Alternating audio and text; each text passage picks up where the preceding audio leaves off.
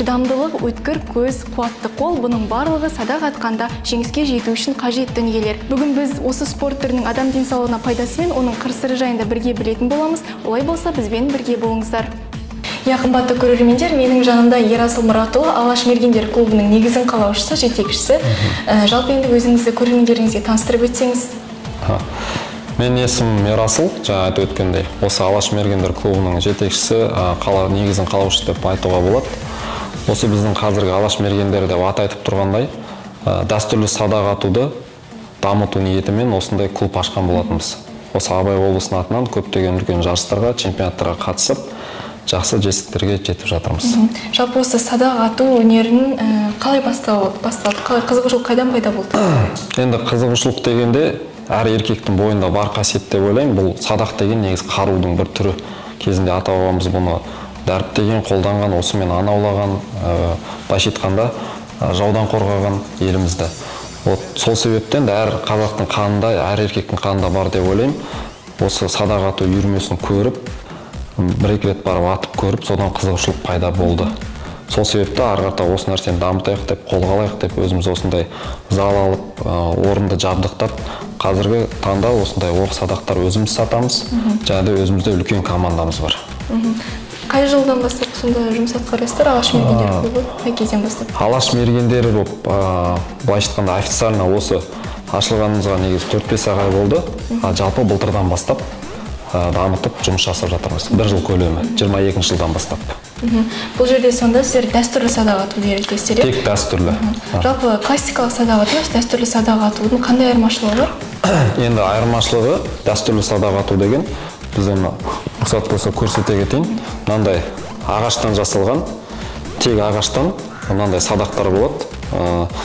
Былайша айтқанда, бұрын кезінде кішкентай кезімізде білетіндей, ағаш мынаны жіп деп атаймыз, негізі кіріс атауы. Осындай ағаш пен кірістен жасалған екі-ақ нәрседен құралған деп айтуға болады. Бұл дәстүрлі садақ. Бұны еще бас бармақпен атамыз.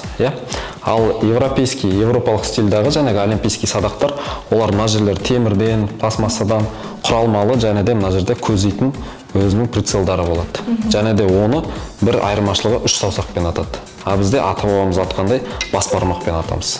Сол дәстүрлі садақ деп аталады. Жалпы енді осы садақ атуға деген аудиторияның басым көпшілігі кімдер?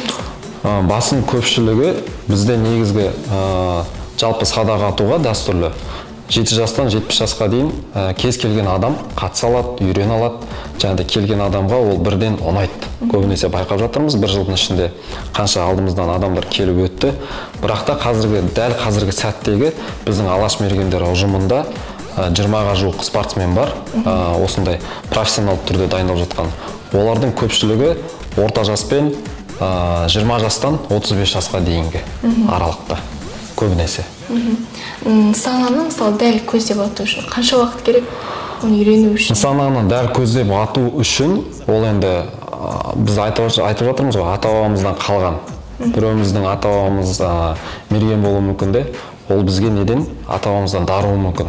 Сол себепті бұл жерде біз прицел жоқ, жәнегі мынандай ағаш садақпен атқаннан кейін бұл жерде түйсік деген болады. Адамның өз қабілеті, және дегі негізгі ең жәнегі сұрақтың жауабы нысанаға дәл тигізіп ату үшін 50% жаттығу деп айтсақ, 50% адамның қобалжымауы. То есть сол нәрседе.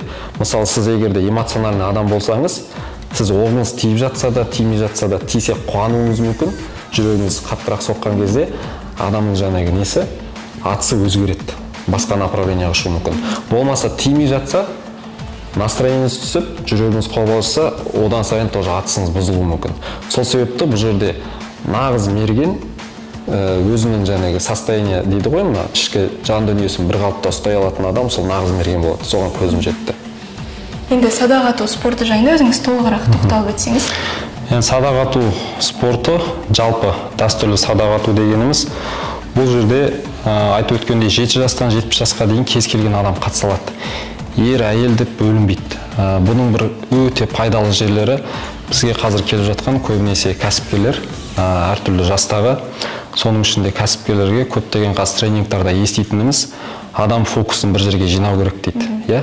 А бізде фокус деген көз алдымызда. Жаңағы нысананың 1-ден 5-ке дейін ортасына тигізу, дәлдеп тигізу, адамның түйсігін ояту, жаңағы ішкі қабілеттеріңізді оятуға өте пайдалы. Ол біріншіден. Екіншіден, осы жақында 47 жастағы бір ағамыз бар. Осы жерде біздің команда мүшесі. Сол кісі осы жақында турнир өткізіп, сол жерде турнирда орын алды. 3-ші орын алып, сол кездегі медальді алған кездегі жаңағы эмоция дейді ғой, сезімі. Сол кезде ең бірінші сұрақ қойған кезде, қандай эмоциядасыз деген кезде айтады, Ерасыл, мен өмірімде осы жасқа келіп медаль аламын деп ойлап көрмеппін дейді. Қарап тұрсаңыз, осындай психологически да әртүрлі адамдарға өте үлкен мүмкіндіктер ашады. Былайша айтқанда, адам эмоциональный көңіл-күйі жақсы болса, ол жалпы өміріне де, отбасына да пайдасын береді. Және өздеріңіз білесіздер, енді қаламыз енді облыс болды, дамып келе жатыр, Аллаға шүкір. Бірақ та осындай ойын-сауық кешендері, және осындай спорт түрлері табиғатпен денсаулыққа өте пайдасы бар, аз. Көбінесе кафеге барамыз, киноға барамыз, тағы басқа. Одан адамдардың барлығы жалыққан. Сол себепті біздерге күнделікті деп айтса да болады. Кешкі уақытта болмаса, міндетті түрде жексенбі, сенбі күндері отбасылық демалысқа да келеді. Сол үшін ойлаймын, бұл 7 жастан 70 жасқа дейін кәсіпкер болсын, үйде отырған ана болсын, бала болсын, жаңағыдай гаджеттерді, телефондарды шұқылап отырғанша өте баланың да денсаулығына пайдалы, ата-анаға да отбасылық келіп демалып қайтуға өте керемет, пайдалы спорт түрі деп айта аламын. Қазақ мергендерінің осындай ұлттық спортымызды дәріптеп келе жатқан өте қуанышты жағдай. Қазір біз міне алаңға келіп, бірге садақ атып көретін боламыз. Жалпы енді осы садақ ату спортының адам денсаулығына пайдасы жайында айтып берсеңіз. Бұл садақ атудың пайдасы өте зор. Оны енді айта беретін болсақ өте үлкен. Бірақ та ең маңызды сәттерін айтып кетейін деп тұрмын. Оның бірден бірі садақ ату, былайша айтқанда, енді қазақша қалай айтады, антистресс дейді ғой. Адам бойындағы күнделікті күйбең тіршіліктегі, жаңағы жұмыстағы, отбасыдағы көптеген стресстарды түсіруге, былайша айтқанда, ешқандай психолог керек емес.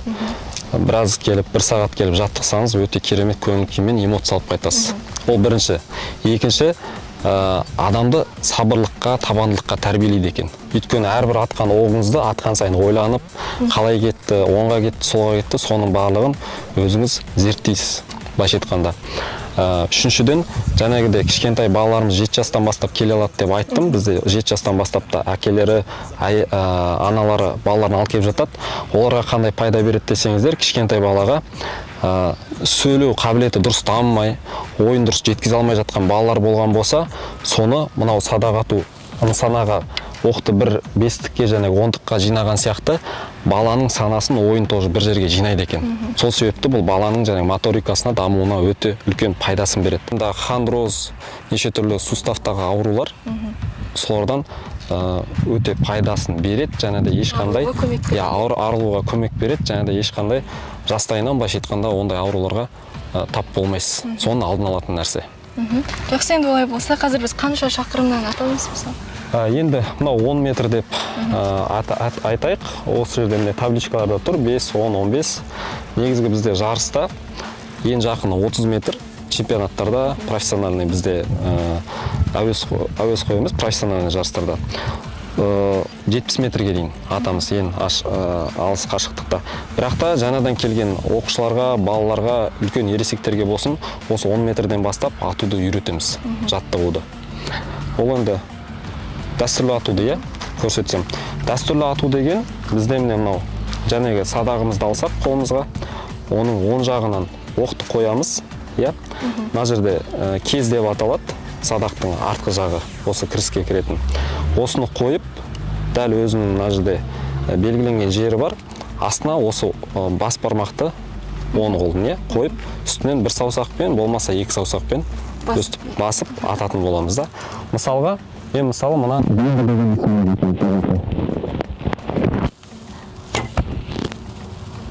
жанынан өтті. Енді бұл жердегі атыстың несін тәсілі бар. Былайша айтқанда стойкасы, техника деп айтады. Өзінің ережелері бар. Атқаннан кейін жаққа фиксация жасаймыз. Дәл ортаға тиді. Неліктен? Өйткені бізде әрдайым жаттығуда біз мына фиксация деген нәрсе әрдайым бір жерге егер қолды әкелетін болсақ, оқ постоянно бір жерге барып тұратын болады. Бұл өте маңызды. Потом шынтақтың үстіге, астыға көтерілу тоже маңызды. Үстіге көтерілсе, оқ астыға кетеді, астыға түссе үстіге кетеді. Сол себептен оқтың бойымен шынтақты бір қалыпты ұстап тұруымыз керек. Осылай. Мына қолымыз тік, мынаны бүгіп ұстаған ол қате болады. Белгісі бар. Белгіні қоясыз. Бұлай пока ұстай тұруға болады. Осылай тұрдыңыз, саусағыңызға. Астында тұру. Астына, дәл астына қоясыз. Потом указательный палец дейді ғой. Осымен осылай басасыз. Қалған саусақтарды осылай жұмсаңыз болады. Потом осылай бір қарап алдыңыз. Сол қол сізге прицел, былайша айтқанда. Нысананың ортасына сол қолды қоясыз. Потом көздейсіз, потом былай емес. Былай бір қарап алғаннан кейін, потом былай бетке тартасыз. Жібере саласыз. Түсіндіңіз ғой, Ал сізге тренировочный жұмсақ садақ. Қымбатты көрермендер, қазір мен ең алғаш рет осы садақты атып көретін болам. Әрине мерген емеспін, бірақ байқап көрейік.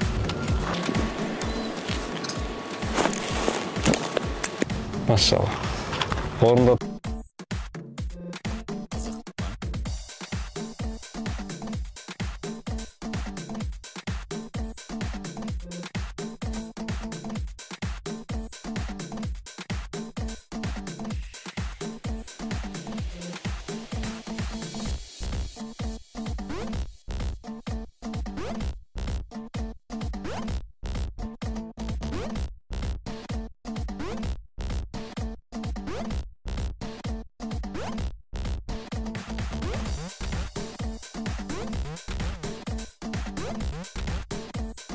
Қымбатты көрермендер, ұлттық спортымызды дамыту мақсатында қаламызда әртүрлі спорт түрлері дамуда. Соның бірі садақ ату спорты. Бүгін біз осы өнер түрінің қыр-сыры мен оның адам денсаулығына пайдасы жайында бірге білдік. Сіздермен бірге болған мен Еркежан Қуатқызы. Келесі кездескенше аман сау болыңыздар.